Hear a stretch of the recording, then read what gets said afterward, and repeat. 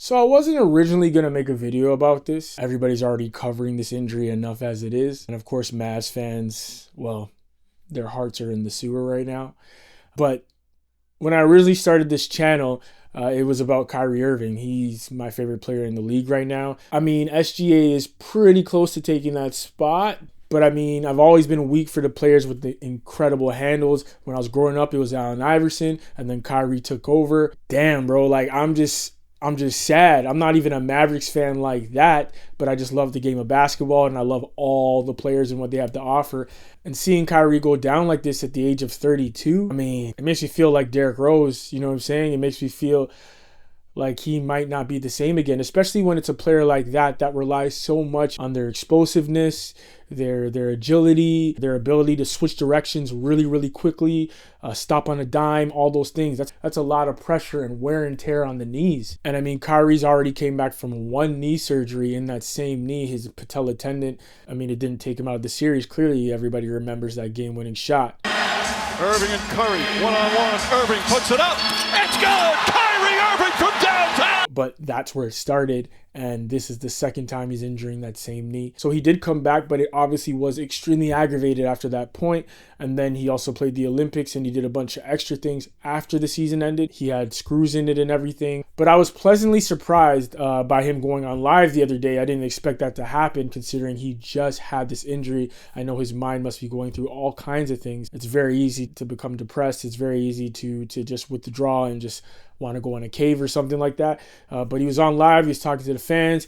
He had a smile on his face. You could tell he's coping a lot. Obviously, this thing just happened. He had a heating sort of contraption. I don't know exactly what that thing's called. Let me know in the comments if you do. But something to kind of just, I guess, ease the pressure off his knee and relax it. And he was just talking to fans for a minute. So I just wanted to react to it a bit. And then after, we can go over some other things regarding the injury after that. Yeah, this one hurts for sure. It hurts.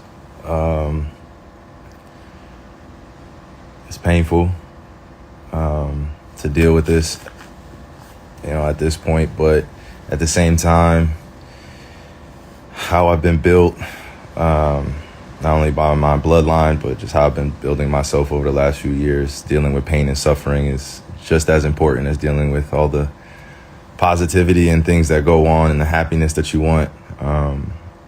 Accepting what comes with all of this is the next aspect for me. So I just wanted to take this time out. I don't want to get long-winded on here.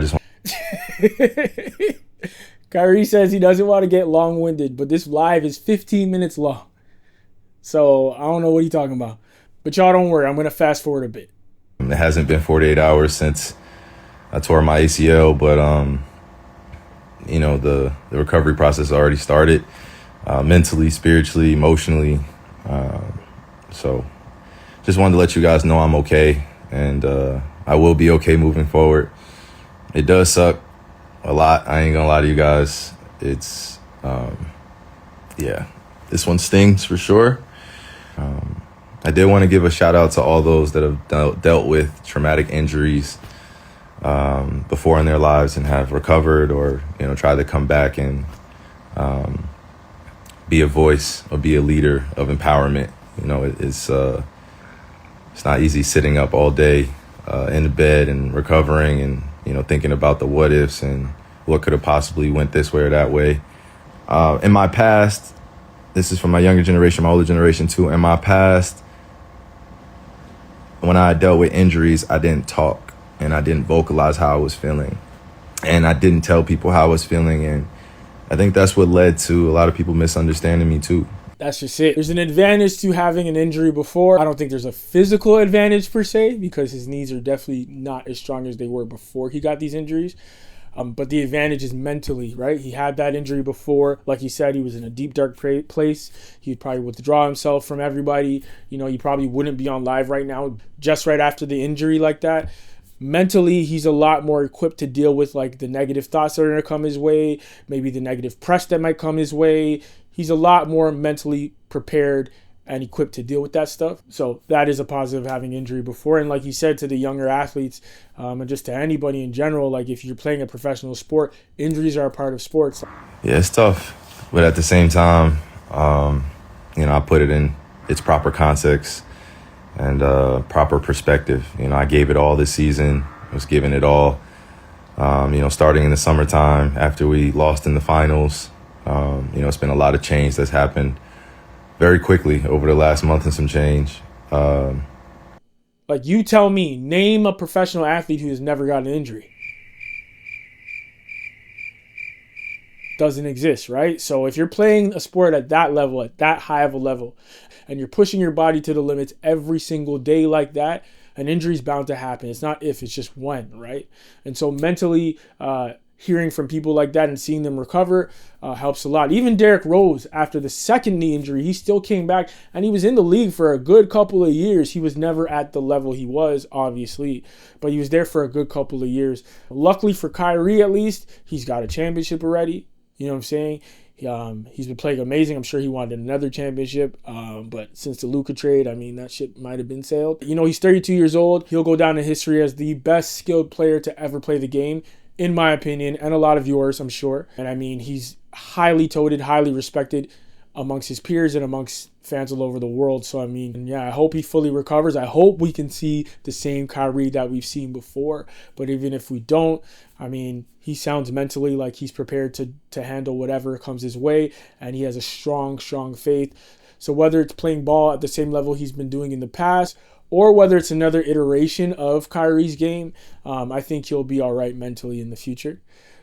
And I think that the greatest gift that I gave to myself was going to that free throw line and hitting both free throws. If I didn't make both free throws, and if you know,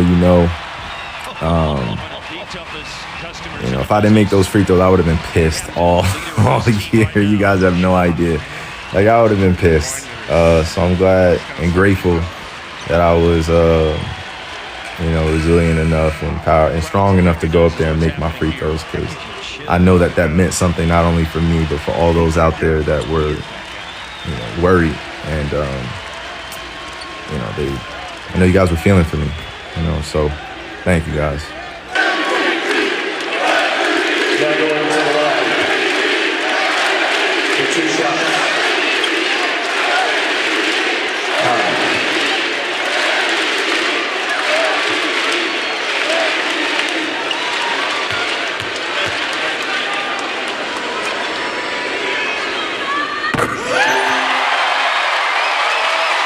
I gotta say, seeing players shoot their free throws after having terrible injuries, it looks like a Hollywood movie. Like, he's damn near tears. It might be sweat, it might be tears, it might be a mix of the two, I don't know.